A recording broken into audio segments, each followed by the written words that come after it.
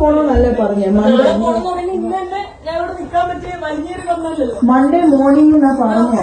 സ്നേഹത്തോടെ ഇത്രയും നാള് വിളിച്ച് സംസാരിച്ച് അതുകൊണ്ടാണ് ഞാൻ കേറി സംസാരിച്ചു. എന്റെ അപ്പനും അമ്മയും ഒരു കാര്യം പറയുമ്പോ അത് എന്റെ ഉത്തരവാദിത്തം വെച്ച് ഞാന് അപ്പച്ച വേണ്ടാത്ത പ്രശ്നം ഇവിടെ ഉണ്ടാക്കില്ല. ഇപ്പൊ പോണോന്ന് ആരും ഇവിടെ പറഞ്ഞില്ല. ഇന്ന് പോണെന്ന് പറഞ്ഞിട്ടില്ല, നാളെ പോണെന്നാ പറഞ്ഞു. നാളെ പോണോന്നല്ല പറഞ്ഞേ, മൺഡേ മോർണിംഗ് പോണെന്നാ പറഞ്ഞു. അങ്ങനെ പോകാൻ പാടില്ല. എനിക്ക് മനസ്സിലായി. ഞാൻ ആദ്യമായിട്ടല്ല ട്രാവൽ ചെയ്യുന്നത്. ഇതന്നെ 41ാമത്തെ രാജ്യമാണ്. നിങ്ങളെല്ലാം വീഡിയോ കാണുന്നില്ലേ ഞാൻ എവിടെയൊക്കെയാ താമസിക്കുന്നത്, എന്തൊക്കെയാ ചെയ്യുന്നുള്ളത്. അല്ലാണ്ട് ഇവരൊക്കെ ലോകം കാണാത്തവരല്ല. ഞാൻ ലോകം ഞങ്ങളാരും ലോകം കാണാതിരിക്കുന്നില്ല. നാളെ പോകുന്നു ഞാൻ അവരോട് പറഞ്ഞു. ഞാൻ ഓൾറെഡി പറഞ്ഞായിരുന്നു എനിക്ക് ഫ്ലൈറ്റ് ഉണ്ട്. ഞങ്ങൾ പോണോന്ന് പറഞ്ഞില്ല. It's okay.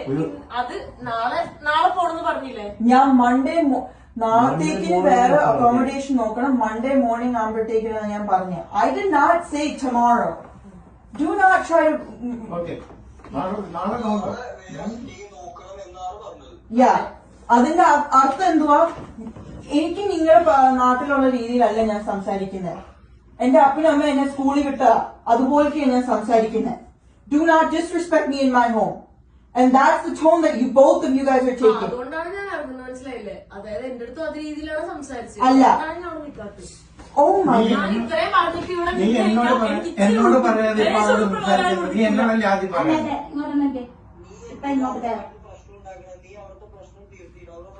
ഇല്ല, ഞാൻ ജസ്റ്റ് ബായ് പറയാൻ വേണ്ടിട്ട് ആളെടുത്ത് സംസാരിച്ചു. അവർക്ക് കംഫർട്ട് അല്ല, അവർക്ക് ഓക്കെ അല്ലെങ്കിൽ നീ അവിടെ ഇറങ്ങണം. അവരുടെ വീടല്ലേ, അതല്ലേ മര്യാദ.